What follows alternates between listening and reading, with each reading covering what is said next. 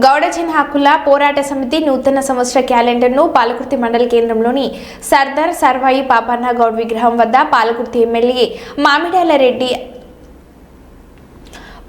MLA మామిడల్ల యశస్విని రెడ్డి ఆవిష్కరించారు. ఈ సందర్భంగా వారు మాట్లాడుతూ గౌడన్నల అభ్యున్నతికి కోసం కాంగ్రెస్ ప్రజాప్రభుత్వం పనిచేస్తుందన్నారు.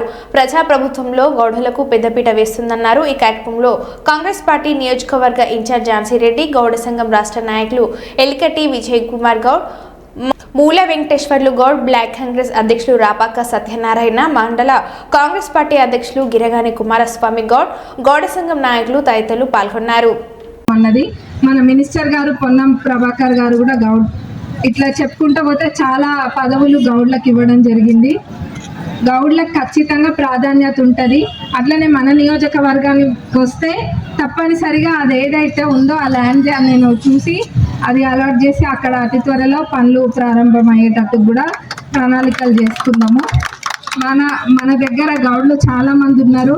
అందరినీ కోరుకునేది ఒకటే, ఇందాక ఒక మాట అన్నారు, ఒక్కసారి మాట ఇస్తే ఎప్పటికీ కూడా కట్టుబడి ఉంటారని. నేను మాట ఇచ్చిన మీరేం మాట ఇస్తారో చూడాలి. ఇంకా నెక్స్ట్ జరగబోయే లోకల్ బాడీ ఎలక్షన్స్లో ఎంత గట్టిగా చేస్తారో అందరు చూడాలి. ఏంది గౌడన్నలు అందరు మాట ఇస్తారా? ఇస్తున్నారా? అయితే గౌడన్నల ఓట్లన్నీ మనకే అన్నమాట. మన ప్రభుత్వము మంచి సంకల్పంతో ముందుకెళ్తుంది. నిన్న చూసుకున్నట్టయితే ఒక 4 పథకాలను కూడా లాంచ్ చేయడం జరిగింది. ఇందిరమ్మ ఇల్లు, ఇందిరమ్మ ఆత్మీయ భరోసా. ఎంతసేపు భూమి ఉన్న వాళ్ళ గురించి ఆలోచన చేసిండ్రు, కానీ భూమి లేని వాళ్ళ పరిస్థితి ఏంది, వాళ్ళకి అసలు వాళ్ళకి కదా తిండి లేకుండా ఉండేది అని చెప్పి మన ప్రజాప్రభుత్వం మంచిగా ఆలోచన చేసి వాళ్ళ కోసం ఇందిరమ్మ ఆత్మీయ భరోసాను పెట్టడం జరిగింది. అట్లనే రైతు భరోసా, రేషన్ కార్డులు అయితే గత 10 సంవత్సరాలలో కూడా ఎక్కడ ఎవరికి రేషన్ కార్డులు రాలేదు.